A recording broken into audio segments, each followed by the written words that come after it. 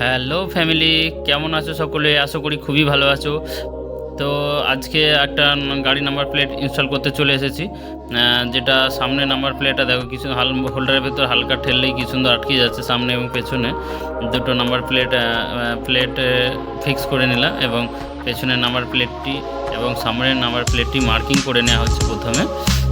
তারপর সেটা ডিল করা হবে। তো সামনেরটা পেছনেরটা দুটোই মার্কিং করে নিলাম এবং দেখো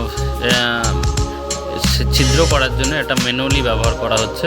সামনেরটাকে ম্যানুয়ালি হাতুড়ি এবং একটা র্যাপিড দিয়ে সেটা ছিদ্র করা হচ্ছে।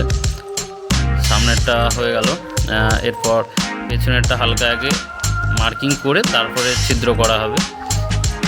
সমানভাবে বসিয়ে আগে প্রথমে হালকা করে মেরে পাঞ্চ করে সেটা ছিদ্রটা করা হবে। তো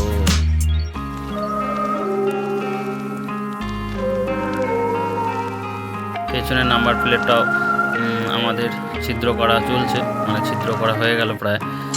এরপর সেটাতে ক্ল্যাম্প দিয়ে সেটাকে আঁটা হবে এবং এটাতে হ্যান্ড মেশিন ব্যবহার করে মেশিনের দ্বারা দেখো এই যে সামনে যেটা বেরিয়েছে সামনে অংশটা মেশিনের ঢুকানোর পর হালকা হালকা প্রেসার দেওয়ালেই কি সুন্দরভাবে ওটা ক্ল্যাম্পটা এঁটে যাচ্ছে। একটা হয়ে গেছে, আর একটা পেছন দিকে একটা ওয়াশার দিয়ে খুব সুন্দরভাবে এই মেশিনটা লাগানো হলো। লাগানোর পর হালকা হালকা প্রেসার দিলে খুব সুন্দরভাবে একদম পুরো ফিক্স হয়ে যাচ্ছে, যেটা আর নড়বে না। আমাদের এইভাবে সামনে নাম্বার প্লেটটা লাগানো হয়ে গেল। এরপর পেছনের নাম্বার প্লেটটা লাগাবো। দুটো নাম্বার প্লেটে দু সাইডে ক্ল্যাম্প দুটো লাগিয়ে ধরছে এবং পেছনে একটা ওয়াশার দিয়ে সামনে অংশটা যেটা বেরিয়ে আছে যে অংশটা সেটা মেশিনে ঢোকানো হচ্ছে। এই মেশিনে ঢোকানোর পর হালকা হালকা হালকা করে প্রেস করার পরে একদম টাইট হয়ে যেটা বেরিয়ে আছে সামনের অংশটা এটা কেটে যাচ্ছে, একদম ফিক্স হয়ে যাচ্ছে, যেটা নাম্বার প্লেটটা আর নড়বে না। তো যাই হোক, এই মেশিনগুলো সচরাচর শোরুমেই বেশি পাওয়া যায়, যেটার দাম কম বেশি 1000 টাকার আশপাশে।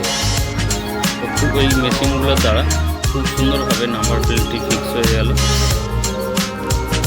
ফাইনালি আমাদের নাম্বার প্লেট ইনস্টল রেডি। তো তোমাদের কেমন লাগলো ভিডিওটা অবশ্যই কমেন্ট বক্সে কমেন্ট করে জানিও।